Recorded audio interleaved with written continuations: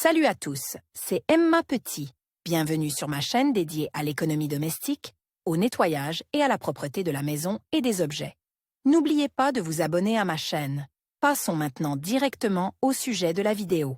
Le développement de la société a modifié le mode de vie des gens et tout ce qui les entourait. Certaines choses ont disparu, d'autres les ont remplacées. Le rubel est apparu en Russie il y a 7 siècles et a quitté les foyers dans le deuxième quart du XXe siècle. Il s'agit d'objets qui donnent une idée de la façon dont il était possible de repasser le linge sans fer à repasser. Au fur et à mesure que l'artisanat s'est développé, le rubel a été utilisé pour l'après du cuir et le feutrage des chaussures. Plus tard, il est devenu un instrument de musique folklorique. Aujourd'hui, le rubel ne peut être vu que dans les expositions des musées russes d'histoire locale et des musées de la vie populaire. Comment repassait-on le linge avant l'apparition du fer à repasser? Les tissus tissés à la main en chanvre ou en lin étaient denses et grossiers, et les repasser consistait à assouplir et à niveler la structure des plis et des faux plis après le lavage. Des objets durs étaient utilisés pour accomplir ces tâches. Avec l'apparition des machines à filer, les tissus sont devenus plus souples et plus faciles à défroisser. La fabrication de vêtements plus complexes a nécessité la mise au point de techniques de repassage.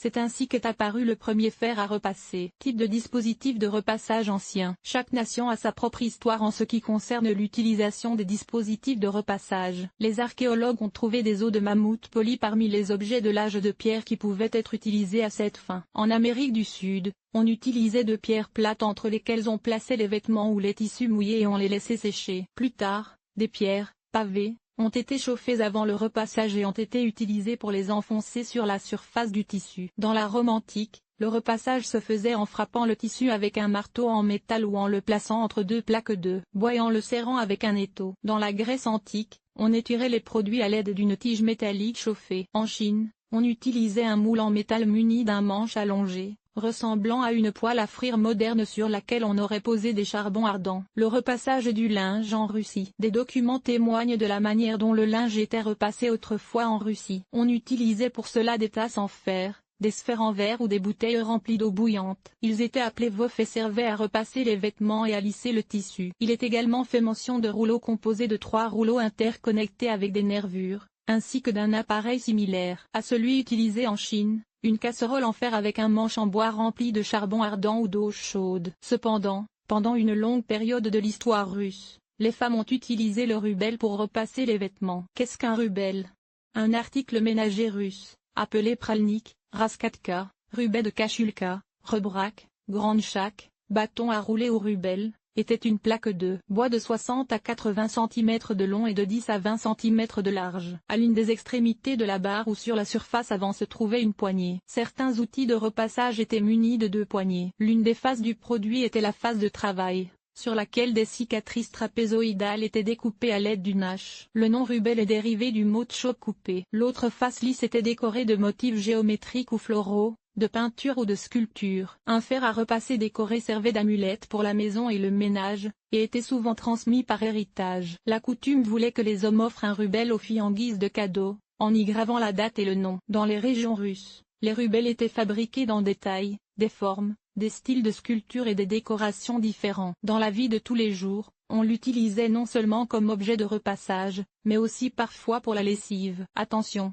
Dans les musées russes, on peut voir un rubel en fonte. Il existe 2 types d'outils de ce type. L'un est de forme droite, l'autre est courbé. L'un est recourbé vers l'intérieur, l'autre vers l'extérieur. Les dents sont aiguisées pour certaines et arrondies pour d'autres. Le rubel mesure de 50 à 60 cm de long et pèse environ 4 kg. Les historiens locaux pensent que ces outils étaient utilisés pour apprêter le cuir ou traiter le lin et le chanvre. Particularité de l'utilisation du rubel. Dans la vie de tous les jours, la roue à repasser était utilisée avec un rouleau à pâtisserie ou un rouleau pour repasser le linge. Cette méthode de repassage est considérée comme mécanique. Tout d'abord, le linge mouillé et essoré était enroulé sur une largeur égale à la longueur du rouleau à pâtisserie ou de la roulette, puis serré sur le rouleau à pâtisserie pour former un rouleau. Le rouleau est placé sur le bord de la table et roulé d'avant en arrière sur la surface de la table à l'aide de la surface nervurée du rouleau à pâtisserie. Ensuite, le rouleau a été placé sur le bord de la table et l'opération a été répétée. L'outil était pressé avec force contre le rouleau à pâtisserie et tenu à 1 ou 2 mains. Ce processus s'appelle le roulage. La forme du rouleau à pâtisserie était légèrement incurvée,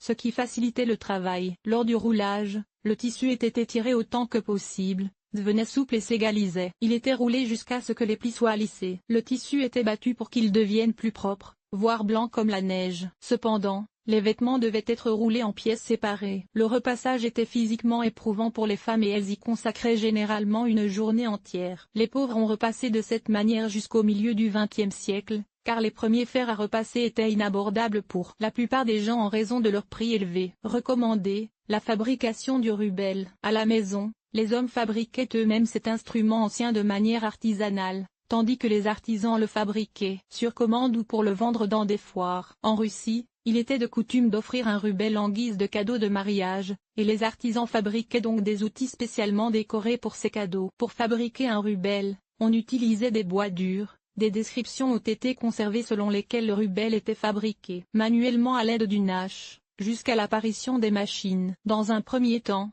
un bloc de bois de 100 x 20 cm et de 5 à 6 cm d'épaisseur était prélevé et traité de manière à éliminer les angles vifs. L'outil était plié le long de l'axe et élargi vers une extrémité. La profondeur de la courbure était de 1 cm.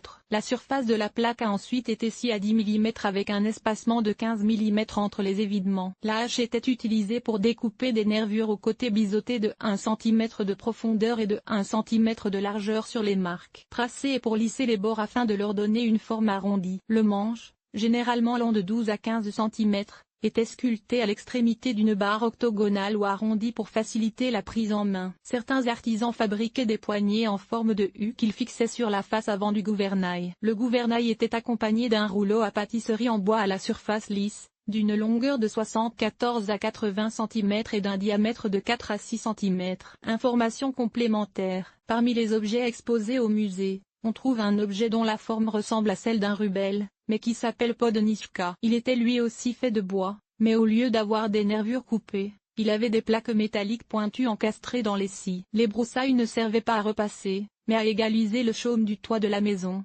afin que l'eau s'écoule uniformément et ne pénètre pas à l'intérieur de l'habitation. Sur les plateformes de vente d'antiquités, on peut voir le lot, rubel. Le prix initial varie de 400 à 15 000 roubles. Il s'agit d'un échantillon authentiquement conservé d'outils de repassage. L'intérêt pour ce sujet ne faiblit pas. Il est acquis par les collectionneurs et ceux qui aiment le style ethnique dans la décoration d'intérieur.